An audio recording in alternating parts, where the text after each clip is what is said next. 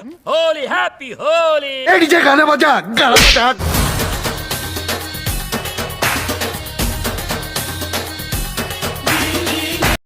तर hello everyone, good morning. तुम्हाला हा व्हिडिओ ब्लॉग बघून कळलंच असेल हा ब्लॉग कसला आहे. तर रंगपंचमीचा आहे. होळी दिवशी आमच्या इथं असे चिमुकले आहेत, त्यामुळे काय आम्ही होळी खेळलो नव्हतो, कारण की त्या दिवशी ग्रहण होतं. त्या बाकीचे लय जण खेळत होते, पण आम्ही ठरवलं होतं की लहान मुलांना बाहेर काढायचं नाही.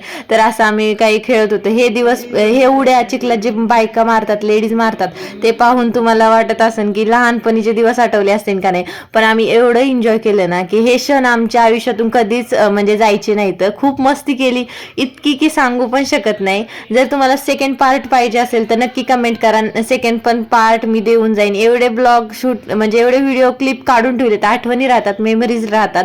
जेव्हा आम्ही पुढच्या वर्षी पाहू हे व्हिडिओ, तर आठवण येतील की किती आम्ही मस्ती केली होती.